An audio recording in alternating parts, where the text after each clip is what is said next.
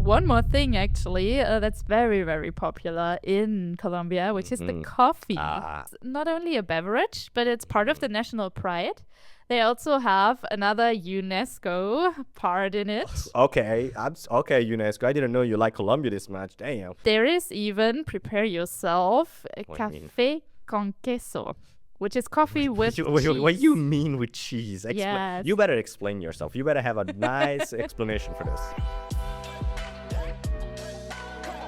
Exciting episode of the Connected by Language podcast, your one-stop shop for anything culture, language, and world travel related. I'm your host, Michele, and I'm joined by my co-host, Michelle. So, for people that are coming here for the first time, maybe I think should be nice to give them a little bit of an introduction of what we do, what we're about, and what's our, what makes us special, Okay, so let me start. I'm Michelle. I'm from Germany. I speak German, English, French, and Spanish.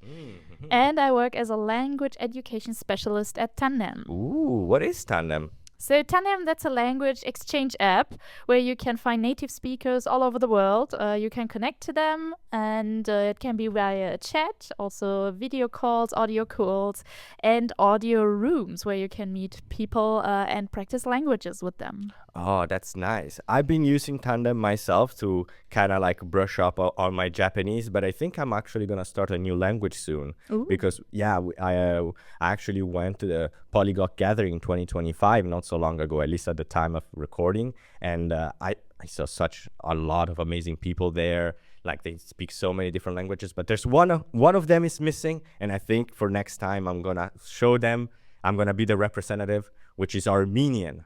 Okay. I'm going to start learning Armenian soon. But, I mean, this may be a little bit of a time to introduce myself about this. My name is Michele. Hi, I'm from Italy. I speak French, Italian, English, and a little bit of Japanese.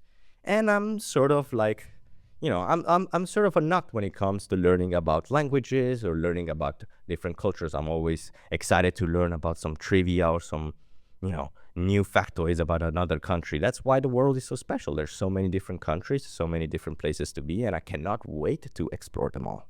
Yes, and actually there's one country, it's a Latin American country, that would be nice to explore today together. So I've heard so much good about it. I've never had the chance to travel there so far, but I would really like to. I have friends from there who are really, really nice people, and I would like to, explore together with you Colombia. Colombia. Oh, I also Yes. heard a lot of very good things about it, so I'm very excited to share them. I also my side of like the fun, unique things that this country has, because for what I gathered, there's going to be a lot, and I mean a lot of very interesting topics. So I can't wait to start. Yes. So maybe we start with something very accessible for everybody who is as curious about this country as we are. Some travel tips. Oh, okay. And actually, Colombia has something or offers something for every taste. Like okay. you can find a place no matter what you're into. And it's not at last because of the topography they have. So they have I a lot see. of different climates. Okay, that makes sense. And it's quite cool. So if you like it cool, you can go there. If you like it hot, you can go there. And Bogota, the capital of Colombia, is actually one of the highest. So it's at 2,640 meters. Oh, wow, that's very high. It is above sea level. And yeah, you can just get a very different experience in that country. Ooh, okay. It's funny because, like, to me, whenever you think about Colombia, you always think about like beaches and anything like tropical, like something like Cartagena that is like in the coastal area. So I thought they were like kind of similar, but no, there's like a massive difference in them. But that's kind of like a good thing. There's so much diversity in one like in one singular country, because one thing that I do know about Colombia and some other Latin American countries is the fact that traveling there is pretty accessible overall. Specifically, it's one of, I think, the countries that has the best deal when it comes to domestic flights. So if you want to like explore most of Colombia, you can easily get to the major cities with flights, which usually are always considered the most expensive out of the bunch. But I mean, if you want to be a little bit more adventurous, you can still go for rustic buses or like jeeps. But you have a lot of options, so it shouldn't be too hard for you to find your own what's the word, itinerary for your next Colombia travel. Yes. And what about the safety side? Do you know anything about it? Yeah, I mean, if you talk to a lot of people about Colombia, some people, especially that are not in the know, they would kind of have some second thoughts. But lately, Colombia has been trying to do a lot to kind of increase their safety and making sure that Colombia, it's not only just like a place with like nature, but also a beacon of productivity and work. So yeah, it is definitely a lot safer compared to like to decades ago. But it's still like a relatively like very popular country, so there's always something to watch out for. It's not like you can just come in and like be completely oblivious, but that's, I think, a tip that you can give it to any country, honestly. Yeah, exactly. It applies anywhere.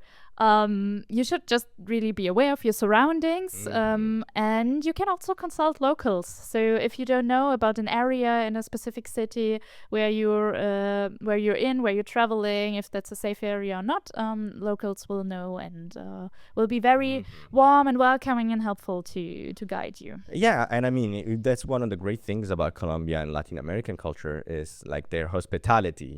Every time that you think about Colombia, you should think that they are here to be warm and welcoming. So always friendly greeting and smiles does go a long way. Absolutely. And we have one more tip for you. So if you go to restaurants there, tipping is customary. So it's it's usually about 10% that you would give as a tip. And yeah, it's part of the polite.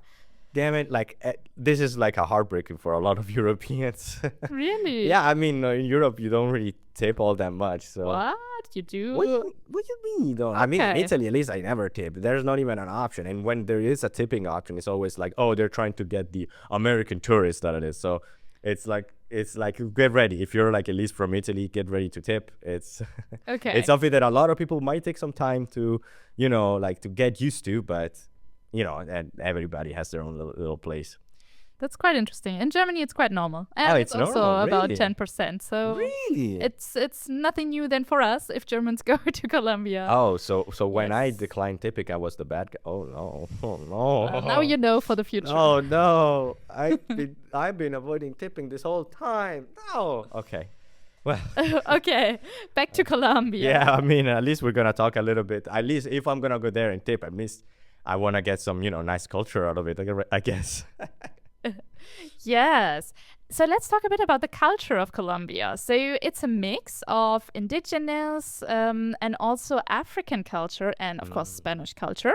And it has different influences, which is quite evident also in the music and the dance styles. Yeah. I mean, if you think about it, the main festival of Colombia is the Carnival of Barranquilla, that I think this year was in March. I'm not sure if it every year is in March because I think it kind of changes, but early March was this year, and unfortunately, I mean, we missed it, but it's a great time to show off all of the different styles of dancing and all of the different aspects that make Colombia such a wonderful country to visit. And did you know it's recognized by the UNESCO? Oh, really? Yeah. Oh, no, I did not know that. Actually, That's awesome. Already back since 2008. Oh, okay. I mean, that makes sense. There's such a long history of culture within this festival. I think it should have been even earlier. But what kind of sort of dancing style are you expected to find in a festival like that? Well, definitely salsa. So classic. I have a personal connection to salsa as well, but let's talk about the Colombian salsa. So it did not originate in Colombia, but there is a city that is called the capital of salsa, which is Cali. Cali. Yes, and it's actually particularly, or it earned its nickname because there was a typical style of salsa or a typical type of salsa that developed there. So it's kind of distinct from the Cuban and the Puerto Rican salsa. And it's part of, it's a really deep part of the culture itself. I see. And it's more than just entertainment. So, for example, if people in Europe, or let's say in Germany, are going to dance, it's usually like you have these dance classes, and then you do it to go to a prom in the end or something. It's completely different there. It's part of the culture. People are learning it with their families on the streets, and it's just very, very different from here. And thanks to Colombian migrants, it's actually only spread around the world. So people dancing it somewhere else in Europe, in Asia, it's thanks to Colombian people migrating. It's funny because now I'm trying to think of comparing it to back home in Italy, and Italy is not necessarily known for any sort of dances. So having this sort of culture that has so many different variants of salsa or different dances is very alienating to me, because I remember that back in university, they we were introducing everybody for all different countries, and we were supposed to do a dance for our country, and the Italians were like, I don't know, we can't really think of anything. While everybody else, especially in the Latin American countries, they already knew what they were gonna do. And there were so many variants. In fact, even in Colombia itself, there are a lot of variants of different dances that have different origins and different targets. For example, like you said, there's there's the Spanish influences, Caribbean influences, but also African, and those influences kind of have their own style as well, kind of like a dialect in a way, which is for example, the cumbia is the more Caribbean style, the Caribbean coast style of dancing, which is has a very interesting tradition attached to it, where couples would dance this, they would do this dance. But unlike other dances from this area, they would not touch, and that's kind of their courtship ritual. It's you're supposed to be able to express your dancing skills and being charming without touching the other person, out of respect. But if you're looking for something more more movement based and more, I'd say, rhythmic, the champeta, it's champeta, I said it correctly. Champeta, which is from the Afro-Colombian side, it's kind of the classical African rhythm connection, a blend with the Spanish community. So it's a lot more movement-based, it's a lot more dynamic. So you definitely have a lot of choices when it comes to different dances. So go ahead, go wild, I guess. So it's not only a place for everybody, but also a dance for everybody. Yeah. And there is one more thing actually that's very, very popular in Colombia, which is the coffee. I should really go to a coffee after this. I'm gonna go for a coffee, because we already are explaining a lot. It's woo, it's already taking a toll of my energy. Yeah, and it's not only a beverage, but it's part of the national pride. They also have another UNESCO part in it. Okay, UNESCO. I didn't know you like Colombia this much. Damn. So the coffee cultural landscape is part of the UNESCO World Heritage Site. Okay. And there is even, prepare yourself, café con queso, which is coffee with cheese. What do you mean with cheese? Yes. You better explain yourself. You better have a nice explanation for this. Yeah, so they have the version with coffee. They also have the version with hot chocolate. Okay, hot chocolate makes sense, but wait, is the hot chocolate in the coffee or in the cheese? No, with the cheese. Oh, yes. Oh my God. Yes. What do you mean? And it's a kind of cheese that is a bit melted before the consumption. I hope so. Yes, and I think if we had to compare it, it would be a mozzarella-like cheese, so not one of the super salty ones. Oh my God. But it's super typical there. It might be a regional thing, so probably. I hope so. I damn hope so that it's something regional. You can hear, guys, this is the Italian speaking. Yeah, unfortunately, but I mean, because I didn't know about this, because I was gonna say something about coffee, Colombian coffee, because there is another element about it that is very interesting. There's an entire zone dedicated to Colombian coffee. It's called the coffee axis. This coffee axis is it's in the northern side of the region. It's it's in the western side of the region, and it's kind of the best place where you can this is a very important economic part of the country, because it has such amazing conditions to grow your own Arabic coffee beans, but also, and this is something that we've seen from another episode before about pistachios as well, they have volcanic areas, just like Bronte, you know? Who knew that being near volcanoes was going to give you so much richness in your crops and in your seeds? Like, it's insane. But to give an example of where it is, because it's like between a bunch of different regions. It is between like Medellin, it's between Bogota and Cali. It's kind of like in the middle of this free. So it's definitely a zone that you want to go for if you're interested in upping your coffee game, you know? If you want to look out for the first one, it's Medellin. Medellin. Oh, sorry. I'm going to put everything on screen and photos of it. So perfect. You can see how these places look, because honestly, these places look amazing. And, you know, there's also a lot of other amazing stuff inside, you know, not just about the cities, but also what kind of activities they have. Because I did find some very, I'd say, unique elements that make Colombia even more interesting as a country. Like, for example, do you know that Colombia has its own national sport? No, or at least I would not know which one it is. Yeah, I don't know if I'm going to pronounce it correctly, but there's this sport called Tejo. Tejo. Tejo. Okay, thank you. Tejo. This national sport I'm going to be honest, it's crazy. And the reason why it's crazy is because you take this metal disc, and you throw them and like targets with gunpowder. And if you go on the street, you can just see these people throwing this disc, and if they hit the target, it explodes. Are you sure it's in the streets, or maybe in some fields where you play it? I mean, I saw pictures of people doing in the streets, some people doing in some studios. Like, they're not that big of a target. It's not like it's going to be a massive explosion, okay? Don't expect like burning buildings, I hope at least. But you can see this little explosion and burst of fires. That means that you hit the target correctly, yeah. Okay. Then let's get to something that's a bit more calm. Okay, fine. It's on the fashion side. So there are these Arhuaca mochilas. I see. They're also very unique or typical for Colombia. And mochila means backpack. Okay. So it's a kind of bag, a small bag made by the Arhuaca people.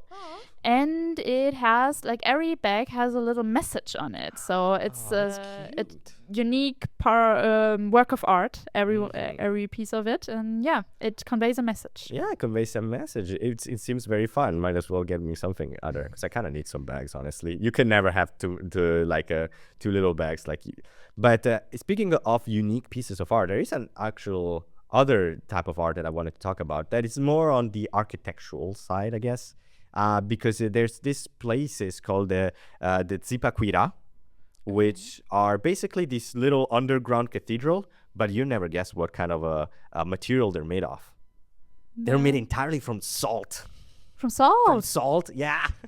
Okay. Probably because they were made in salt mines, or like salt is abundant there. But yeah, you can there's these underground places where like they're little domes made of salt, and you know, it's like... Well, at least it's not cheese. At least it's not cheese. I mean, at least there's that. I mean, I'm not going to complain about the materials of a cathedral, okay? Like, that's fine. You can make them out of anything. Just don't put cheese in coffee, at least. I mean, if you're going to... Honestly, I'm kind of curious now. I'm sorry that I'm still about this, but it's gonna be like ringing into my mind for the next couple of weeks for sure. I think that's fine. Yeah. So now we know about the Salt Cathedral. There are some more hidden places in Colombia that we want to talk about. So the first one would be the Oseta Páramo. So Páramo, it means, or it's an alpine tundra ecosystem. I see. So it's in the mountains. It is kind of its own ecosystem. And the Oseta Páramo is called the most beautiful of the páramos in the world, actually. Oh, that's interesting. It has its very unique flora and also very beautiful views.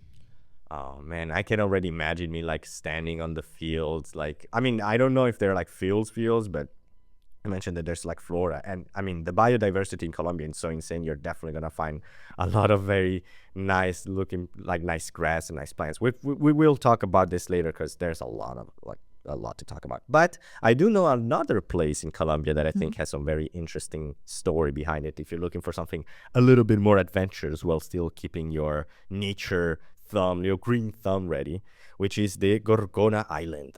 Okay. Yeah, the Gorgona Island, if I had to describe it with one word, it would be actually two words.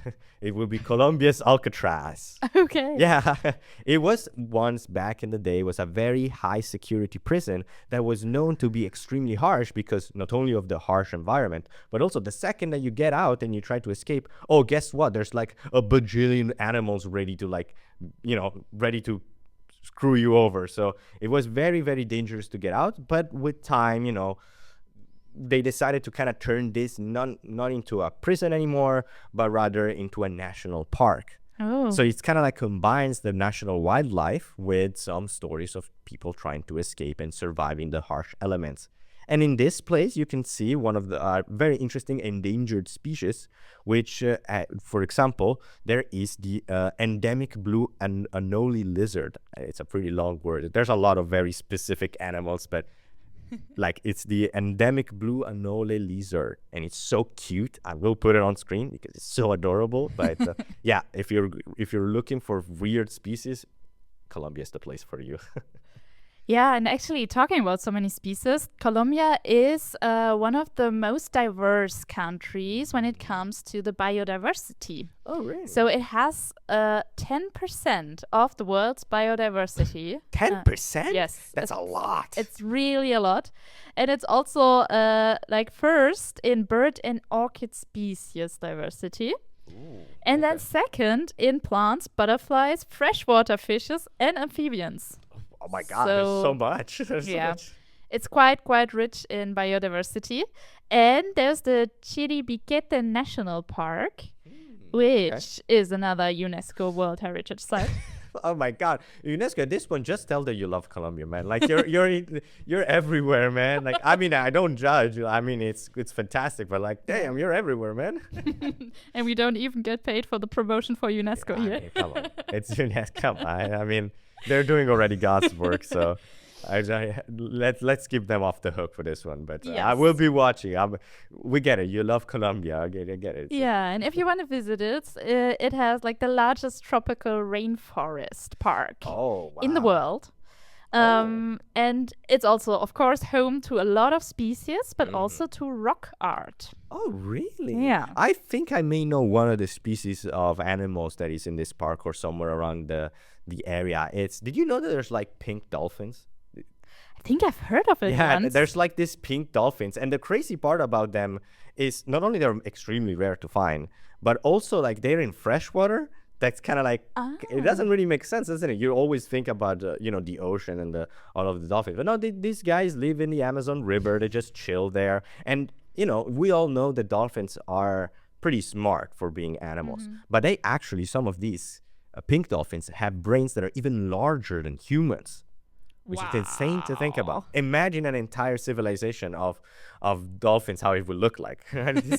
Like maybe they take over someday. Maybe I mean, I would be okay with that. Honestly, they're cute dolphins. They're very cute. They're pink. Look, they're adorable. But speaking of colors, this is not the only time where you're gonna have like wonderful colors in Colombia. No. Actually, I saved the best one for last, at least for this section, which is the Caño Cristales. Okay. I think I said it right. Yeah, Cristales. This has a very specific name. It's called the River of the Five Colors. But why is that, you might ask? I'm glad you asked. So between July and November, there a lot of aquatic plants start to grow and they start to populate the bottom of the area. And the result, oh my God. The results are mesmerizing. You get this amazing, colorful area that is sprawling with so many different colors, and it's paradise. Honestly, like this thing alone makes me want to just take my suitcase and just immediately go to Colombia, man. Like, it's insanely beautiful. And it's a fantastic moment where if you want to try to kind of like have your little special summer vacation, this place, your Instagram is going to look so good after you watch this place. I'm just saying. And for everybody who needs to imagine it, have you ever played Mario Kart? Oh, I mean, of course. And now that I know what you're saying, like, yeah, it does look like Mario Kart, like the boosters or like Rainbow Road. Exactly. Yeah, that's exactly it. Yeah, it looks like basically Rainbow Road, And I mean, the new Mario Kart also has, you can go in the water, so you can even have it a more realistic experience as well. So, yeah, it exactly looks like Rainbow Road, yeah. And coming from all the rivers to the mountains, actually. Okay. We're doing a 180 here, okay. Yes. So it's a typical place to be in Colombia is the Sierra Nevada de Santa Marta. So this is the world's highest coastal mountain range. Oh, coastal mountain? Yeah, so it rises from the coast, and it has mountains with over 5,700 meters. Oh my God! Yes, and it also has in the deep jungle of those mountains, there is the Ciudad Perdida. Ooh, I heard of this. Which is the lost city, if I translate it. I think so. Yeah. And you can only get there with by hiking or trekking. Yeah, it's a long, several-day hike. Several days? Yes, and then bloody hell. It was even built before Machu Picchu. So for those who know this site, it's quite ancient, but this one is even older. Quite ancient is an understatement. Yes. Before Machu Picchu, that's oh my God! It's like we could be like one of the first civilization ever made at this point. Like, but yeah. Yeah, I just wanted to describe it a little more. And it consists of different terraces, and also places and network of little paths. I see. So it's quite interesting to go there, and it's quite remote. Yeah, but I do know one thing about this place, and that's why now I remember it, is because there's another reason why you should visit the Sierra Nevada de Santa Marta, because it also has an exceptional level of avian biodiversity. If you're into bird watching, listen closely, because oh my God, there's 28 different endemic bird species, and they represent 35% of the entirety of the bird species in Colombia. It's insane. Like if you're into bird watching, this is like paradise. But one thing that I didn't know that you mentioned is the fact that the Sierra Nevada de Santa Marta is a coastal mountain range, because I mean, coming from Italy, I cannot really picture something in the coast. Usually the coast is very flat, and then the center is the one that has all the mountains like the Apennini.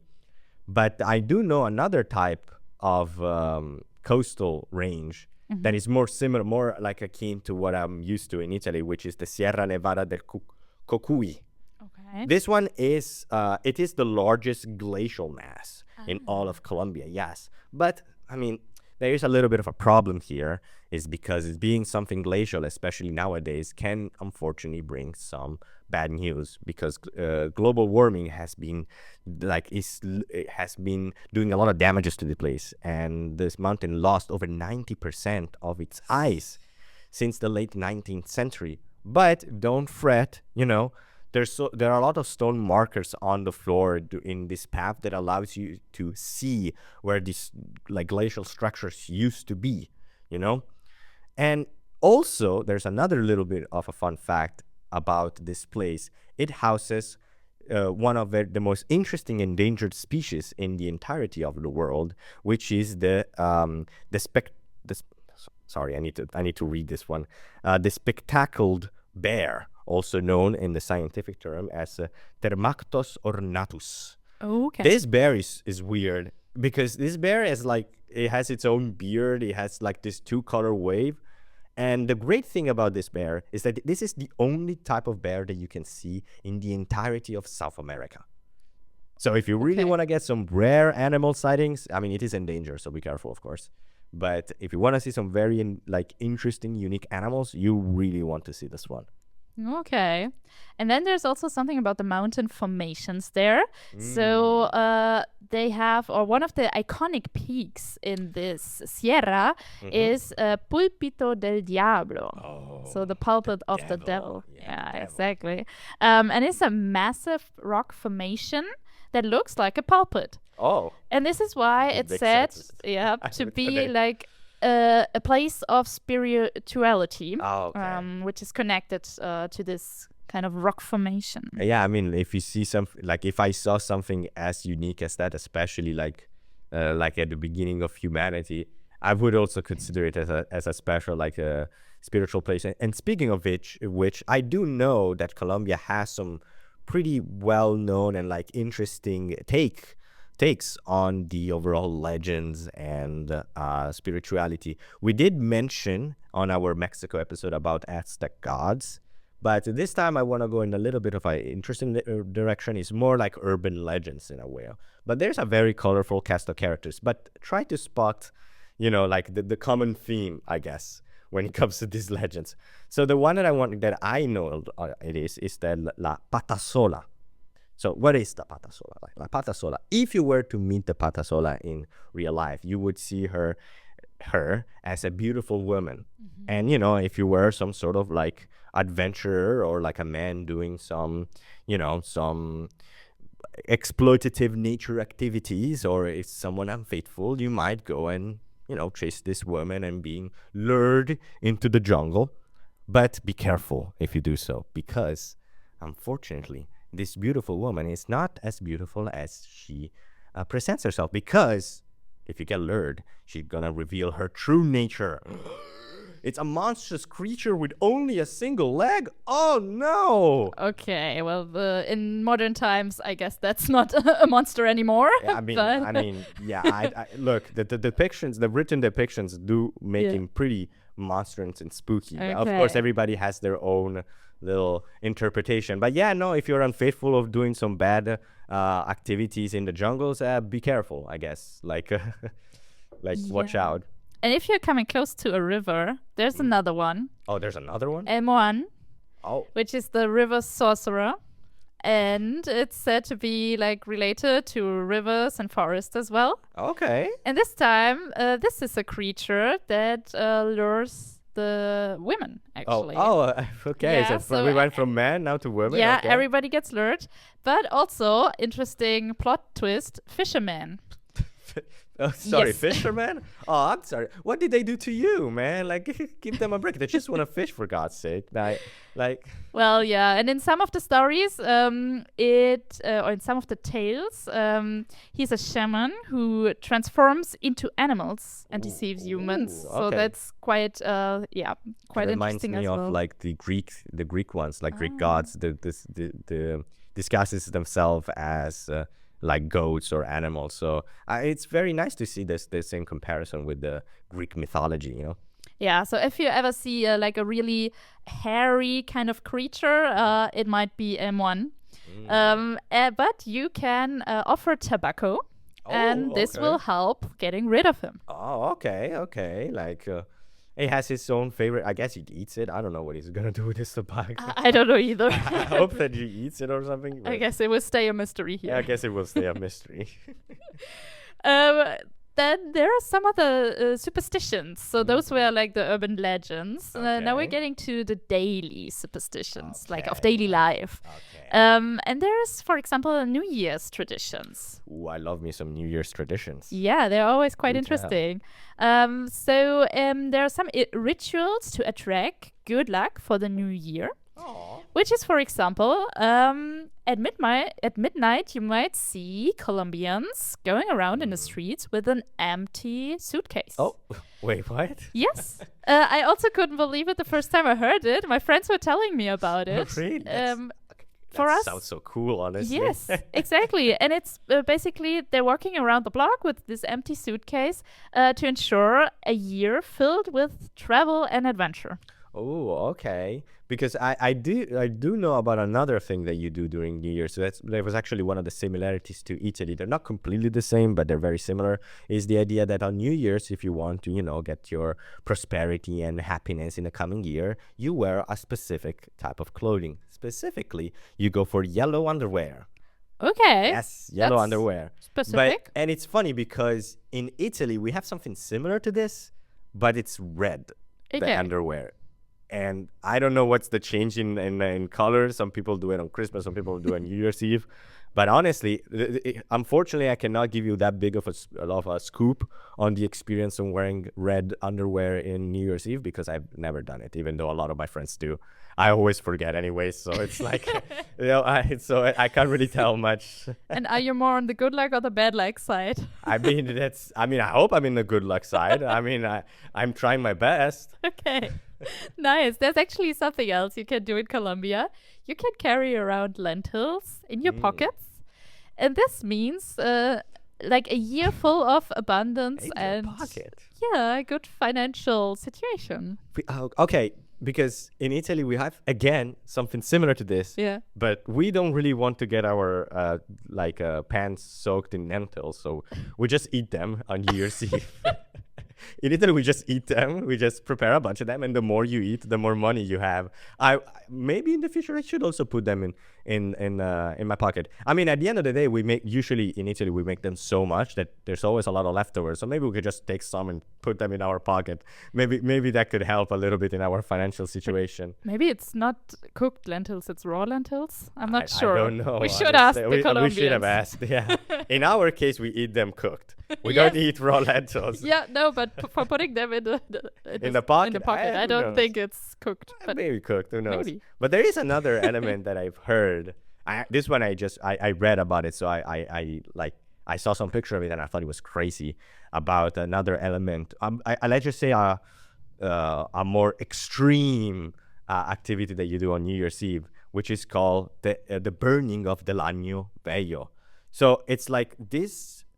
I would say effigies, like these are effigies putting on the street, and they're filled with fireworks. They're filled with other like elements about the old year that you want to get rid of. You put them burning, and it just destroys all of the misfortunes and welcomes the new years. But I did see some pictures of people like burning even like entire people in their life that they hated in the past, like not actual people, like they would do it in hay and put them in burning there. And some pictures are insane. So yeah, like they are burning everything that made this year suck, and we welcome the new year by destroying every single type of misfortune. Oof, okay. And for those who don't know Spanish, Año Viejo is the old year. So you're burning the old year. Yeah, I mean, I guess it's pretty self-explanatory there. Yes. We've found out about something else, a superstition that has to do with heat. So if you have warm or hot ears, then this apparently in Colombia means that somebody is speaking ill of you. Bro, it happens to me all the goddamn time. Right now, my ears are burning. Like, now I know why, I guess. Somebody's speaking ill of me. I always wondered about it. My ears are always burning all the time, man. Good that we're not in Colombia. I mean, I guess someone in Colombia is talking bad about me, or maybe someone in general. Who knows? Maybe they're onto something. But yeah, I cannot relate more than this. But there's also another thing about Colombia that is, we have all of these like fun ones and like about prosperity. Let's bring it down a little bit. I'm sorry for people that are looking for a good time, but there is one that is more about death and like more darker, kind of like Czechia style, like we did in our previous episode. There is an omen that you should always watch out for. If you're inside a house and a dark butterfly enters your house, that's not very good. That's a harbinger for death and misfortune. So that's like the worst thing that can happen to your house. I don't know how common black butterflies are, but that's like bad, Okay. There's actually one more related to your house, which is opening an umbrella inside is supposed to bring bad luck. And also you're offending the sun with this. So like the sun is a symbol for like life and fortune. And yeah, if you open the umbrella. That's so funny because in Italy we have the same superstition. Yeah. Like you don't open it inside the house. But we always said, it's bad luck. But I never knew it was offending the sun. And now it's like such a funny imagery of my mind of the sun being offended. It's like, you're too good for my umbrella. You have to be inside your house to open this umbrella. Screw you. Well, it's actually interesting because like in Germany, I haven't heard of the superstition. Oh my God. And we are opening umbrellas all the time oh my God. inside the house because we dry them. Oh, like, God. After rainfall, I take it inside the house. I open it and I put it in my bathroom to let it dry. What do you mean? Oh my God! Yeah. You're bringing a lot of bad luck. If you're visiting Colombia, don't do that. Okay. I will remind myself. Yeah. And there's one more thing that you're not supposed to do, which is put your purse on the floor. Okay. Because this is also supposed to bring you like a bad financial situation. I see. Yeah. I mean, I think this like philosophy is just like a nice lesson overall. Like like, even if you take out the whole like superstition, it's like Yeah. it's always nice to, you always have to kind of care for your finances. And what's the best way to earn like money, it's to work. So it's like, and it makes you wonder like how exactly like is the working life in Colombia, but in general, how is living there? Because like we talk about all this stuff about like superstitions and biodiversity, but there's a lot of people that bring their daily life, they find job, they sustain themselves, and sometimes they even go abroad and bring their own culture somewhere else. So like it would be very interesting to know more about it. And speaking of which, I think it's about great time that we introduce our guest, Juan Camilo, coming from Colombia. Can you hear us? Hello, yeah, I can hear you well. Can you hear me? Hello, yes, I can hear you well. And how is it going? Well, it's going great.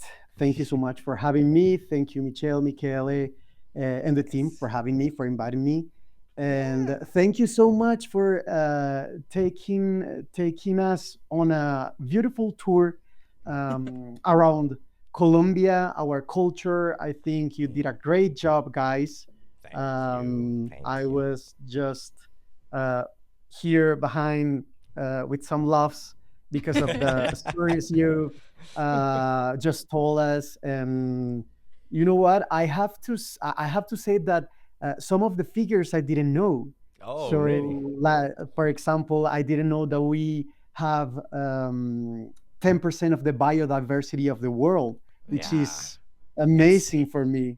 That's insane. Like when I read it, I was like, that sorry, bloody hell. I don't want to believe myself. I have to we'll keep it a family friendly show. But yeah, Juan, would you like to introduce yourself a bit? Like, what's your personal journey around languages and cultures? Yeah, sure. Okay. So, as you already say, my name is Juan. I was born and raised in Colombia. I spent my whole, I lived here until I was 25, more or less, when I had the chance to go to the United States to study English at the time for the very first time. I studied English on my own during my whole life. But until that moment, I had a chance to go to go to the United States because I really wanted to improve my English skills. I really wanted to get involved into real English environment because again, I wanted to experience the culture and all the things that you can only let's say live when you are in the environment, when you dive into the culture of a place. And then I came back to Colombia. I continue working. I work as a lecturer, and then fortunately life gave me the opportunity to travel again, but this time to France. Again, in France, that's so random. Yeah. Well, the thing is that I don't know why. Since I was very young, I had a special, let's say, interest into French culture and French culture, French language, and all the stuff. And the other thing is that we like some years ago, I don't remember the exact number of years. We had presidential candidate who was French Colombian. So ooh, okay, interesting. Yeah. So at that time, I was very young, and I saw. I could like watch television interviews to her and all that stuff, and sometimes she spoke in French and all that stuff. So I got super interested in the culture in general terms.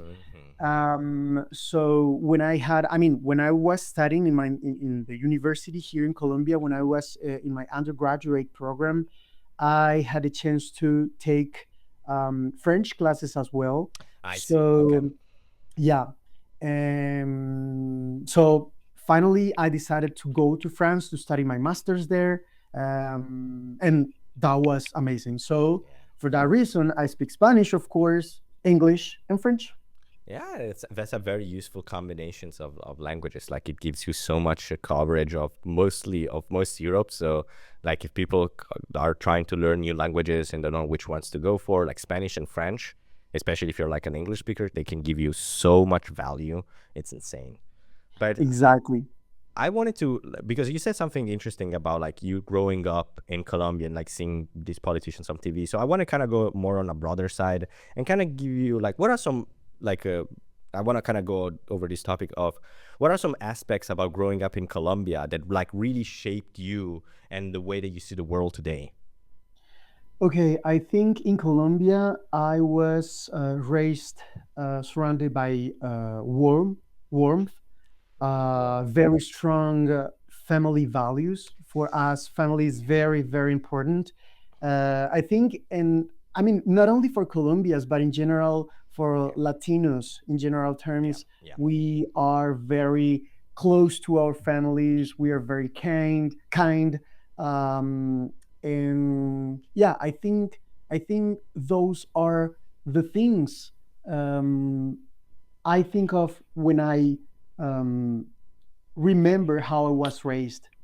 yeah. Mhm. I mean, yeah, we did have an episode with Omar from Mexico, was a person from Uh-huh. Mexico, and he also talked about the importance of the family. And it's funny because like I always felt that Italy was like very family centric, but like in Latin America, it's a whole different world. Like Mhm. I guess that's like a bigger culture shock as an Italian man. It's like, yeah, you can care about your family, like you can care a lot about your family, but like you can always care even more and more and more, and that's beautiful because I do believe that being in a nice Yeah, family is like being in a great environment can allow you to just like do. and Mm, go no, ahead. no, I was about to say that it's pretty funny because like here in Latin America, we say that some countries of Latin America are rivals and some others are friends. So like let's say like for example Mexico and Colombia, we consider ourselves like cousins. Yeah, it was the same Mhm. thing that Omar said as well. I remember. Nice. Now we Yeah, got it fact we checked. have we got a effective like fact check. yeah, and actually we can. I mean, in terms of culture, I can think of different things that we share with Mexicans. So I think it's pretty. Uh, let's say it's the reality. Yeah. And is there anything about the Colombian culture or products that you did not really appreciate until you went abroad? Yes, of course. And I think you'll never guess what I'm going to say. Hmm. Okay. I would Is think, it food related? yeah, Usually people ask for food. I wanted to Yeah, say the same. yeah, yeah. I have to. Well, I think before leaving Colombia, um, I didn't drink coffee at all. Mhm. Oh, But after being in France, for example, I started missing Colombian coffee a Oh lot. my God. Yeah, wow. yeah, Even though you didn't drink it? yeah. Hmm. You Wow. got an entire appreciation, but was it because like why did that happen? Like Well, I think it's just because when I went to France, I started like sharing with a lot of people from all over the world, yeah. and it was pretty common that they liked coffee and Mm. they enjoyed coffee.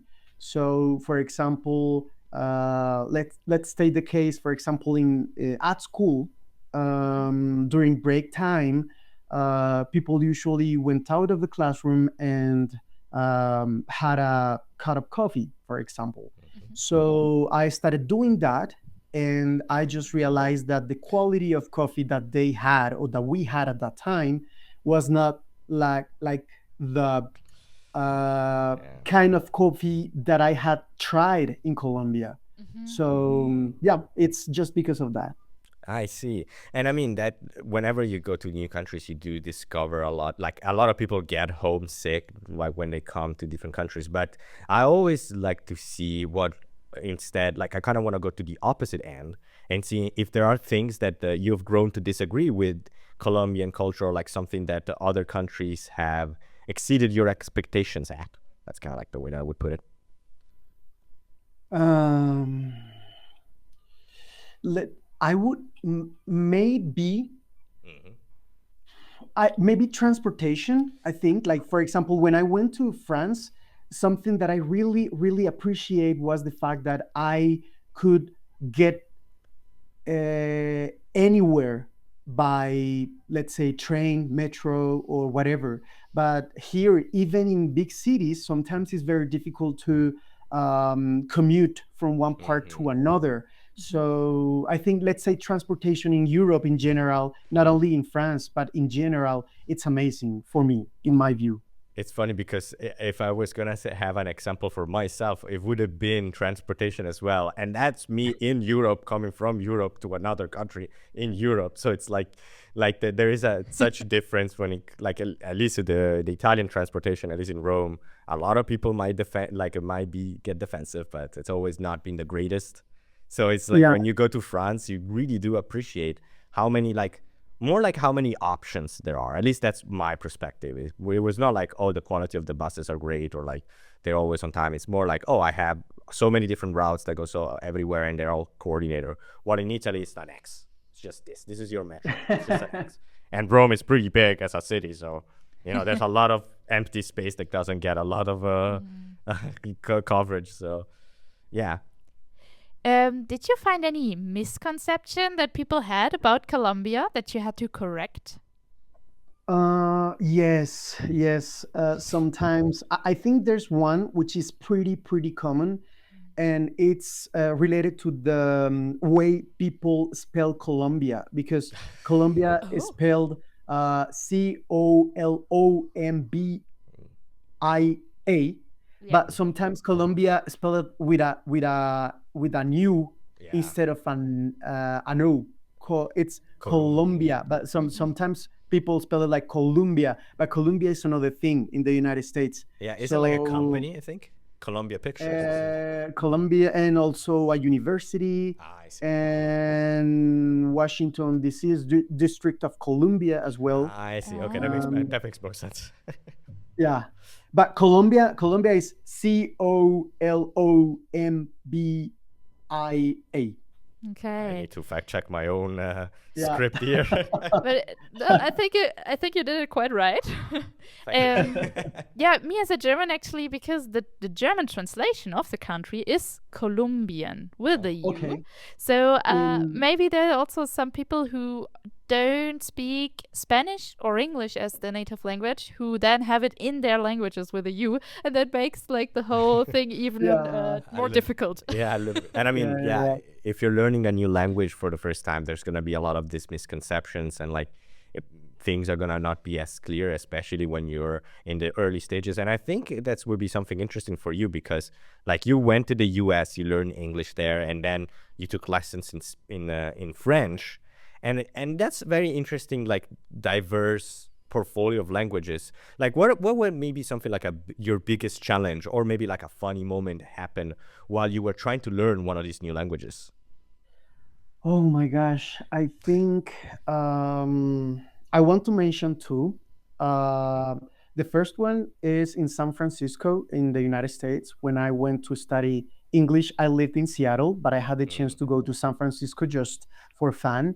And I remember that I entered a McDonald's because I wanted to have breakfast. It was early in the morning. That's such an American thing to say. Yes. Yeah, yeah. Breakfast And that at was McDonald's. exactly yeah, and that was exactly what I was expecting. I really wanted to have the experience of having like the American breakfast, like eggs and bacon and yeah, the pancakes and all that stuff.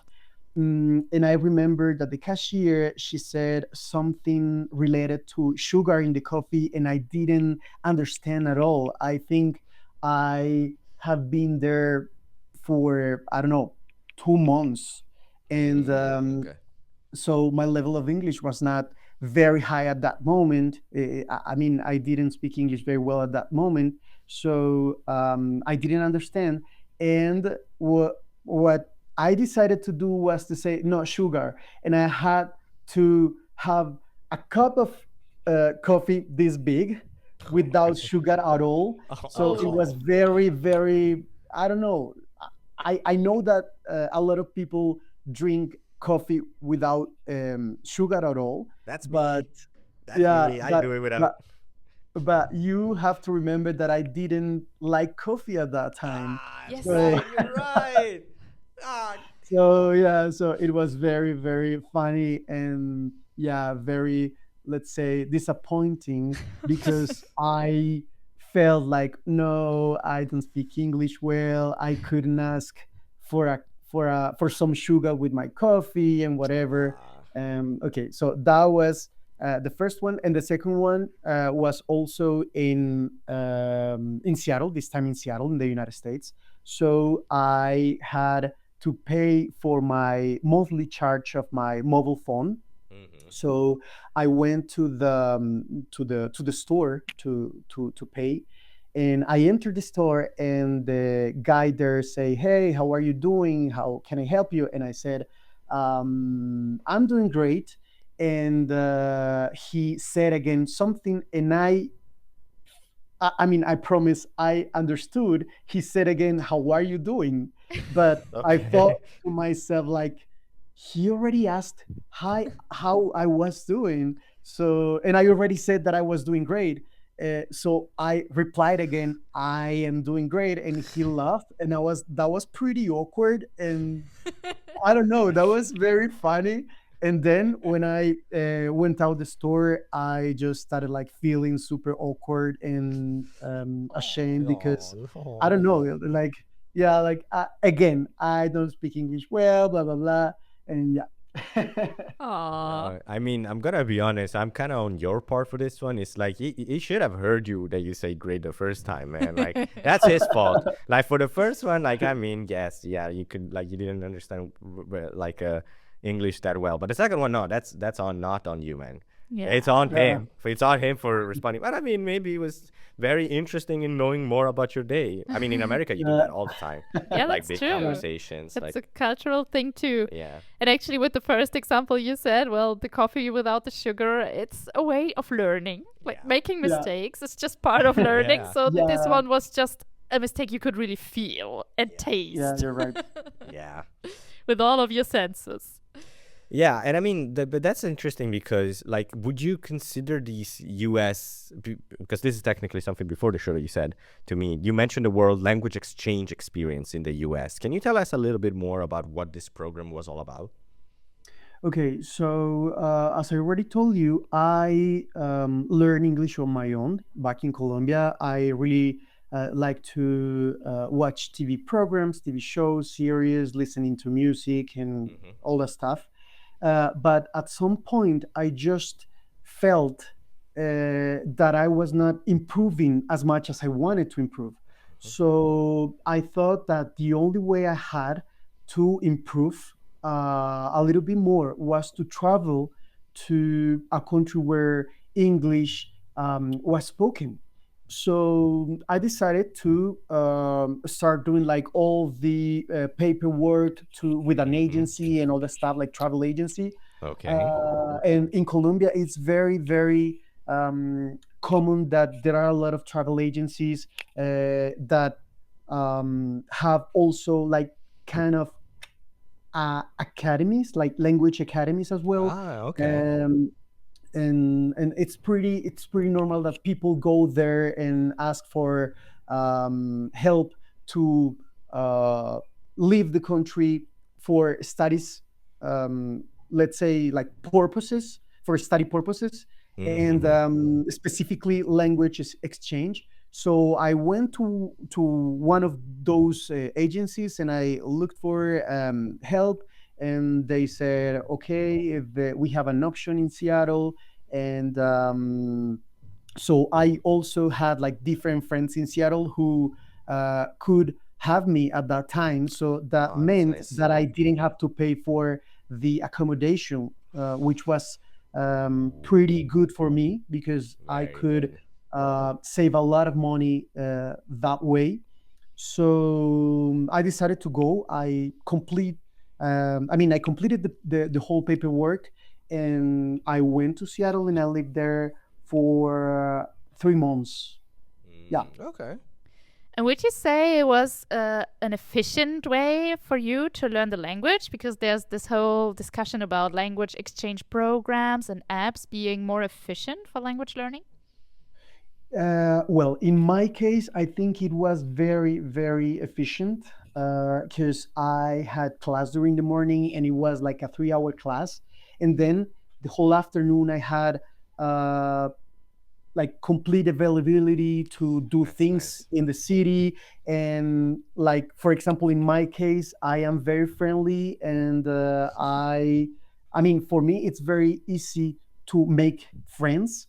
So what I did was to try to like meet different people and visit different places. And yeah, so in my case that was very, very efficient. But I also understand that maybe using applications can be also like useful when learning a new language. Like, for example, in my case, so long ago, I also used an application that was pretty similar to Tandem, and that helped me a lot at that time when I was just starting my journey in English specifically. And then when I started my journey with French, it also helped me a lot. But yeah, maybe it's just because of the way I learn and the way I experience the like the situation of the experience of learning a new language. For me, it's very, very important to interact in real life with people.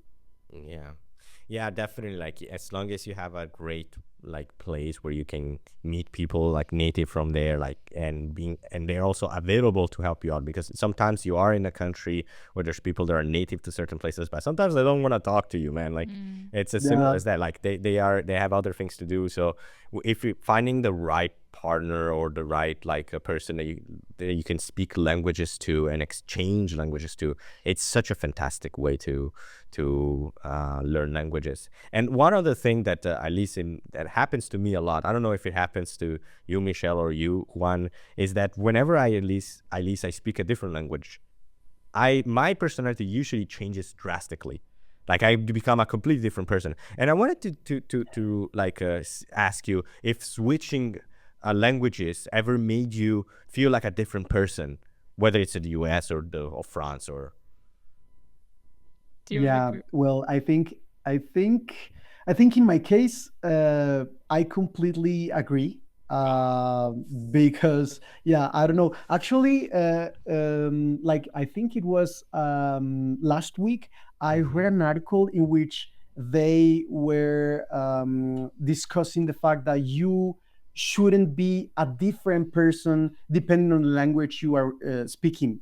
But in my case, the way I experience is that uh, whenever I am speaking English or French or Spanish, I am completely different. Who are these researchers to tell you that you could not be the person that you want to be? Screw you, man. No, I'm joking. No, I'm joking. But like, yeah, it's, at least for me, it changes completely, man. Yeah. I can agree to that experience too. So for me, it was with learning Spanish and being in Latin America also for some month. And I can understand what she said. Like, you're a friendly person, and it's easy for you to make friends because it's really part of the culture and of the language itself. As soon as you speak some words in French, in Spanish in that case, people are super happy about it and approach you, and like, you just take over that happiness, that positivity. That's true. So I get that with the shift in the personality as well. Yeah, for me, when it was to English, it was to imitate the people that I was listening to. Like, I just talk like YouTubers, and like, that's what I do. So it could be also like not only about people that you're actually speaking to in the moment, but also like the people that help, like any person to help you language learning the language, even if it's like a physical person or a virtual person. Like it's always nice to kind of like imitate them as a way to kind of also, you know, test yourself to see Yeah, if you actually know the language, you know. yeah, and also I think that language is a way of, let's say, naming a culture. Mm. So, like for example, naturally, if language is a way of naming a culture, maybe you cannot say everything in every language. You know, like Yeah. sometimes there are not ways to name things in one language to another. So I think, yeah, so I think it's pretty normal that you can be, or your personality becomes uh, one way in one language and another way in another language. Mm. Yes. Yeah, that's true. And we also promised people to talk a bit about work. So let's, yes, get Get that to this money. topic a bit. So, how has that multilingualism shaped the way you see your work or the way you worked in different places? Okay, well, I have to mention an amazing experience that I had in Paris. In Paris, I worked for a company there. It was a French company, but it has operations all over Europe and also Mm-hmm. the United Kingdom and the United States as well. And they had a big office in Berlin as well. So I mean, in my case, in my role, I had to work in Spanish for Mm-hmm. people, I mean, with people in Spain, English with people in Germany, and French with, I mean, I had to speak in French with people at the office. So at the beginning, that was pretty overwhelming because that was the first time that I did that, and I had to switch. Let's say, for example, in the morning I had a meeting in Spanish, and then I had maybe lunchtime. I had to speak in French with my colleagues, and then in the afternoon I had another meeting with people in Germany in English. I see. So that was like pretty tiring, you know, like sorry, that was pretty uh, let's say like demanding. But then I just started like uh, enjoying that Mm. because I don't know why I think that I started like being more, um, let's say, I started being like faster, like mentally faster, Ooh. and yeah, I think that's the most important, um, let's say, takeaway Yeah. from that multilingual experience at work. Yeah, that's awesome. Like it's so nice when you get to like that rhythm. Like at first you are so like you said, overwhelmed. Like the second that it clicks, like you become a machine, and it's like that's the Yeah. best feeling in the world.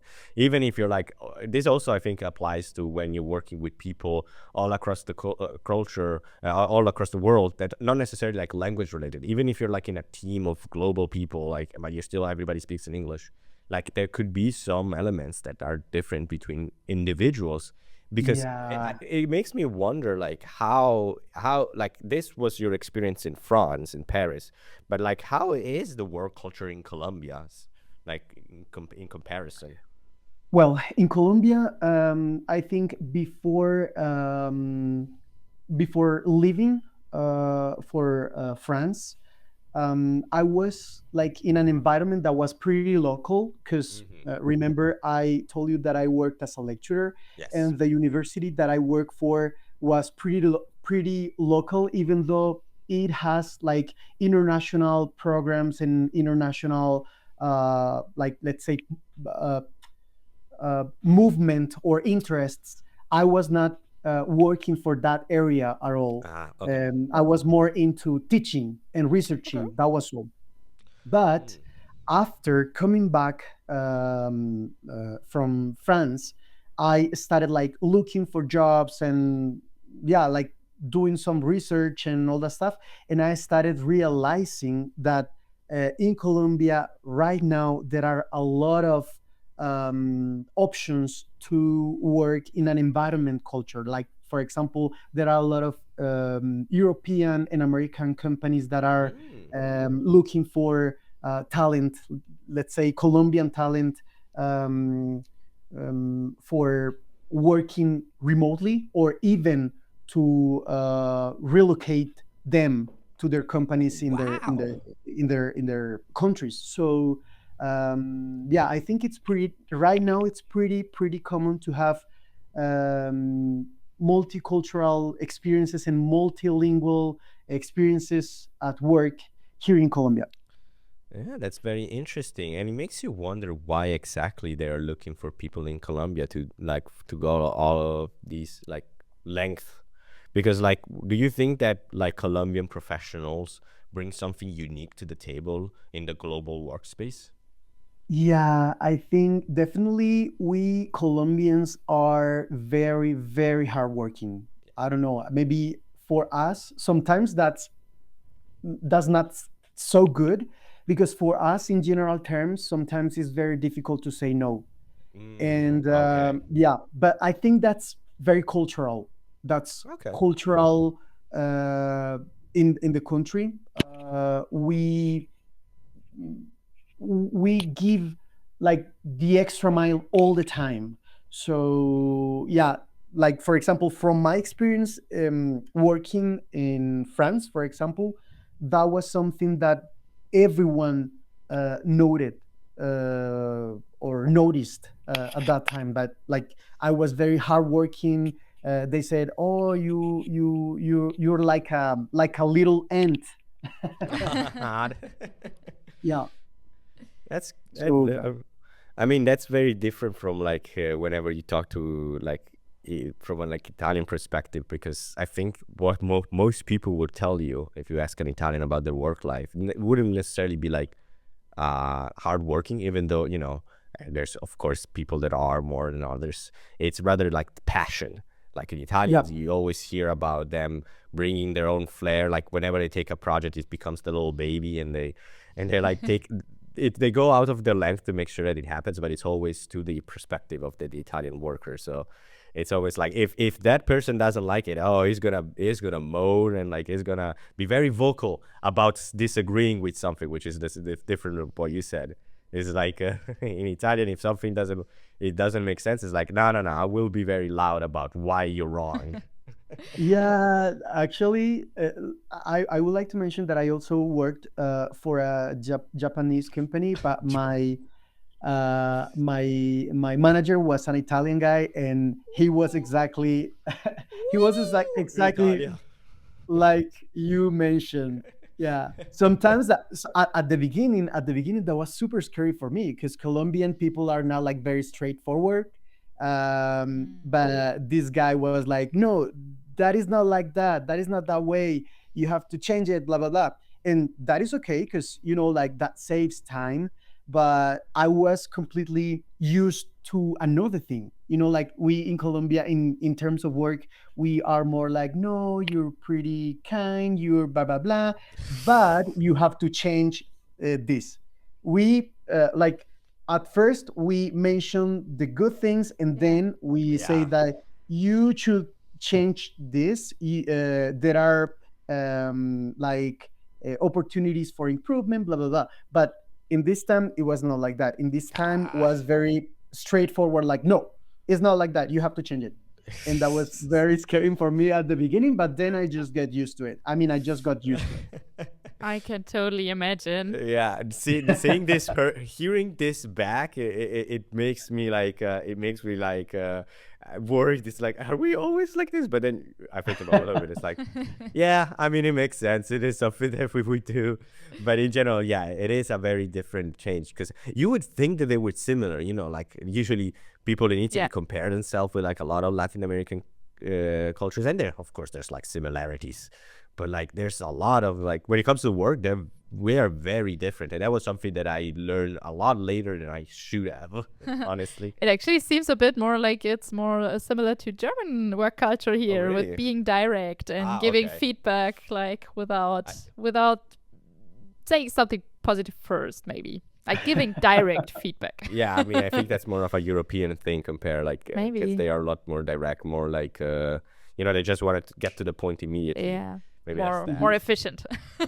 That's how we would call it probably in Germany. Yeah. So you talked now about the challenges and adjustments you had to make for the work culture. How was it in social life? How would you describe your everyday social life in Colombia first, before we compare it? Okay, so in Colombia, we are very, very close to each other. So let's say, for example, when I go out, let's say for night out, for example, I can make different new friends, and I can, if I am a little bit tipsy, let's say, I can tell my whole life to a stranger, for example. Amen, brother. Amen. I love doing that as well. So. Yeah, but for example, in Europe, I just noticed that this is not like that. I mean, you have to make friends. I mean, yeah, you have to be very close to someone to start talking about your personal life. Yeah. And of course, there are a lot of. I mean, this is not like that all the time, because of course in Colombia there are a lot of people who are very like aware of telling a lot of information to a stranger, but it's very common that you like under let's say the effects of a beer or a cup of drink, whatever, you do it. So I think that speaks a little bit about the about our personality, which is very close, very kind, very relaxed, like very social, like we Colombians like to enjoy to be like surrounded by people and all that stuff. Yeah. And I mean, like, sometimes there's also, like, whenever you're in a certain different place, it may be a little bit difficult distinguishing the two countries, like, especially when you're under a little bit of influence, where sometimes you act like you're in Colombia to a bunch of people that are from France, and they're like, what the hell are you talking about to me? And that's kind of like a thing that I always like to ask to the guests. It's like, if there's one like gesture or a phrase or a ritual that kind of like instantly makes you feel like you're at home, even if you're like in a different country. Let's say noise. Okay. Because we Colombians are very loud, very noisy. And for example, in France specifically, I can remember, like, for example, one time I had been in France for a month, I think. So I went to a restaurant, and I was with a Colombian friend at that time, and we were speaking very loud. Like, people were like staring at us, like, oh, God. Why are you talking that loud? It's not necessary. Because everyone was so quiet, like in their tables, and we were speaking very loud. And that's very Colombian. We are very loud. We are very like happy. We're talking very, Yeah, that's something that also in Italy is the same. It's like you go to a little restaurant and it's all quiet. You're like, this doesn't feel right. I feel like I need to have people screaming at my face when I go out. If I want the chef to be screaming the ingredients of a pizza out loud to the server, and that means that you're in a good place. If it is quiet, it's like, no, this is too quiet for me. I need some background noise, like loud noise. Not authentic then. Not authentic enough. It's not authentic enough. And it's funny because when you go to like Europe and you go to like Italian places, like Italian pizzerias, they're like very good, very big ingredients, like very great ingredients, fresh. You always have that sort of like more, like, I'd say silent style that like they always go for this, especially in France, but even in Berlin, because like yesterday was my birthday, at least at the time of recording. So we went to like a restaurant, and the Italian restaurants are always mega quiet, and we were like, this is not realistic. I'm not in Italy right now. I don't feel like I'm in Italy. I need to hear screams whenever I go inside a restaurant. Silence is not my thing. So I completely get you. I don't know if in Germany it's probably not like that, right? No, we're closer to France, so okay, definitely on the quiet side. Makes sense, I guess. Yes. Happy belated birthday, Michele. Thank you. Anyway. Thank you. Nice. Thank you so much. So we have some more questions related to when you were coming back to Colombia after working abroad. So how did living and working abroad change your own view of Colombia? Well, I think there are some times that I really, let's say, appreciate a little bit more right now, but there are a lot of things that I also missed of living in Europe. So let's say, for example, transportation. I really love the means of transportation in Europe, specifically in France, specifically in Paris, like for example, the metro, because we in Medellin specifically, we also have the metro. And everyone, I think, Colombians that are gonna listen to this podcast or watch it are gonna hate me after this, but here in Medellin, people like the metro, but in my view, I think it's very, I don't know, I think it's very slow. And it's slow, and you can like go anywhere, like it's very limited. So compared to the one in Paris, for example. But at the same time, I also appreciate the fact that I am here with my family, my friends, food, the weather. Because, for example, in Europe you have seasons, but in Colombia we don't. And I think the weather is pretty like, let's say, uniform all over the year.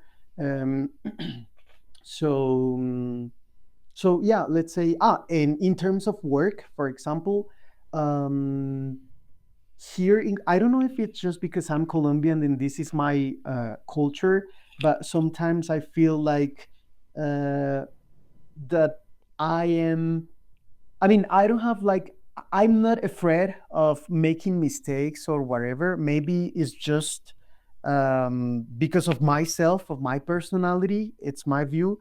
Because when I was in Europe, I was afraid of making mistakes because of the fact that sometimes the feedback could be very direct, and I am not, I'm a little bit more used to it right now, but I'm still Colombian. So okay, it still hasn't gone away completely. Yeah, exactly. So, but of course, sometimes, for example, people who work with me here, they say that I'm very direct. And wow, okay. And I think, and I think it's just because I already had the opportunity to work with people that are very direct, and I also appreciate that because, as I already told you, that saves time. And but I think that's my my experience. Yeah, because I was about to ask if it was easy for you to come back to Colombia, like adapting back to like all of the different changes. Was it like a fast process, or was it slow? Like it's been slow, because at the beginning I really wanted to get an international job, like maybe a job in which I had to speak in English all the time. But then I just realized that that was not that easy. I'm still looking for a job, like an international job, because it's something that I really like. It's something that I don't want to stop doing.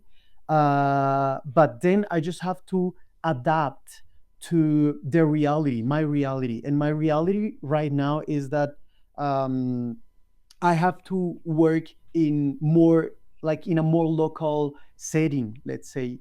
So yeah, even though there are a lot of options and all that stuff, there are a lot of let's say people who are also looking for those kinds of jobs. So yeah, it's been like a complete process, very slow. I have been telling myself like, hey, you have to be patient, you have to be self-confident, and yeah, and of course, I don't know if it's the same in Europe, but for example, in Colombia, if you leave the country to study and work and then you come back, you are seen like more, let's say, um, like more prepared, like academically prepared and all that stuff. So sometimes it's also difficult to find a new job because people think that you have to be paid more, for example. So no. Yeah, like you were overqualified maybe for the job. Yeah, exactly. Yeah. Okay. And is there an advice you can give to somebody who, a Colombian person who would like to work abroad without losing their cultural roots?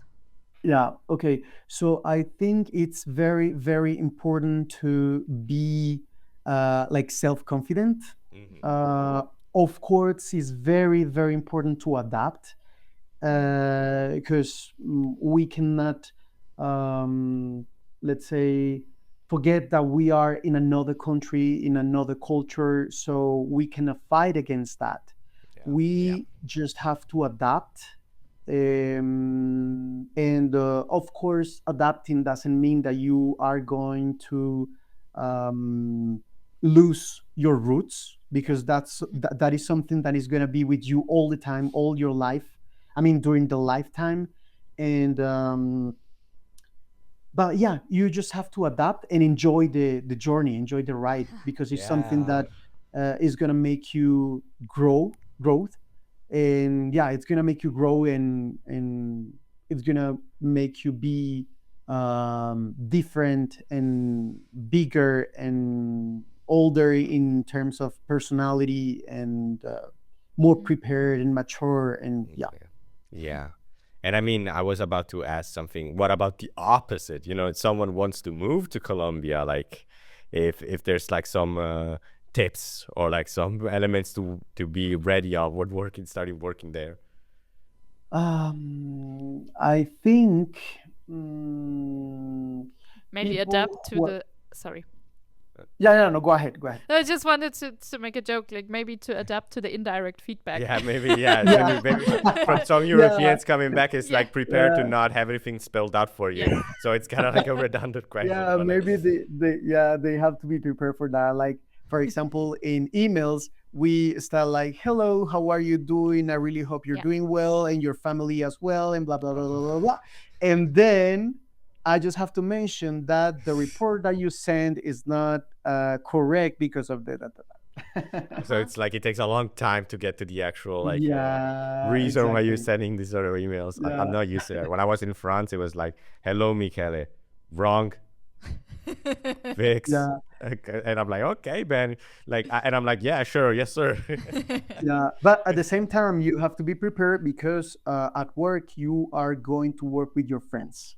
Yeah, that's something also like very important in Italy as well. Like if maybe like in Italy, there is one element of Italian work culture that Colombia might find relatable, is that when you're gonna be in an Italian company, everybody there is going to be your friend, and there's not even like a choice. That's your friend. Those are your friend. Your boss, you're gonna think that he's like some sort of celebrity by all the crazy things that he does, but that's going to be the person that you're gonna see the most for most of your life, and you have to get used to it. And if you don't get used to it, it's not a place for you. You should better go find jobs for somewhere else. Better go to Germany. Yeah, maybe go to Germany. I mean, come on, we can make friends. Right? We can, but it's not the usual case. It's not usual. Yeah, it's a lot. It's a lot like more not restrictive, but it's a lot more close in France and in Germany, and that's like my experience coming here to Tandem. It's like, I mean, the Tandem team is fantastic. It's like like there's so many hardworking people,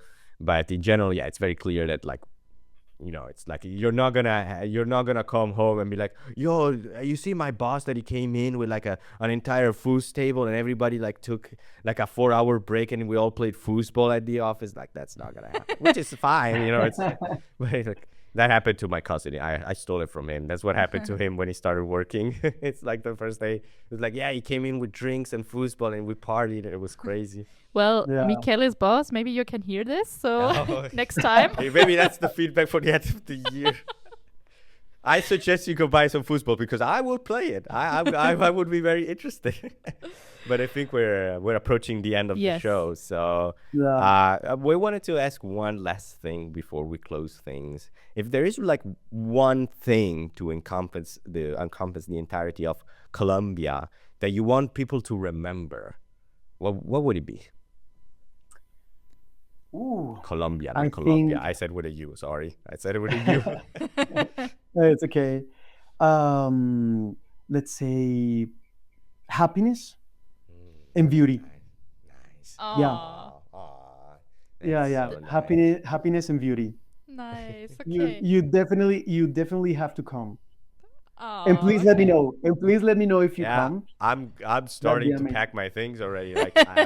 Like most of Latin America, every time that I research something, it's like that is such a cool place to be. I kind of want to go for it. So maybe in the future I will call you back and you can help me out with at least my travel to there, because I will love to come one day. Yes. Don't come with an empty suitcase like on New Year's Eve. Unless I'm coming on New Year's Eve. Exactly. You ever thought about that? I mean, people will give you lentils then. I got plenty of lentils as well. Actually, yeah. Oh, probably you can go. You can come with an empty suitcase because things are very, very cheap here. So you can come back with a full suitcase. That is a very good idea, actually. That is a very good idea. And just to resolve this myth of the lentils, I don't know if you know about it, but are they cooked or are they raw? No, they are raw. Yes! I thought they were cooked, man. Team Michelle won. No. Nice. Okay. Thank you so much, Juan. Thank you guys for having me, for inviting me, and it's been very nice to meet you. Yeah, and if there's a place where like you want to promote, or like it's a project that you're doing, or someone wants to reach out to you, is there somewhere that you would like to share with the world, with the cameras? Whatever. Like anything. It could be like a LinkedIn or an Instagram or your website or something. If you have nothing, it's fine. I don't worry. You don't have to No, I would like to mention that I started like creating some content about analytics on LinkedIn because that is what I do right now. And my content is in English, so I think it's pretty accessible for everyone. So maybe my LinkedIn. I don't know if I will link it into the description. Okay. I will link it into the description of this episode, and I saw some of those videos because it appears in my LinkedIn. Very good videos, extremely valuable. Thank you so much. Thank you. For anybody that is interested in analytical stuff, this is like the best. But I think we can say that thank you so much for watching this episode of the Connected by Language podcast. I hope you enjoyed, and if you did, you can subscribe if you're on YouTube. You can follow us if you're anywhere else. And it's like we're always ready to see like some new countries. So if you had a very interesting experience about Colombia or any other countries, please let us know in the comment. And the comments are available everywhere, not just YouTube, as some people thought. So, and I've been your host, Michele, and I've been joined by Michelle. And we'd like to say, see you all on the next episode. Bye-bye. Bye.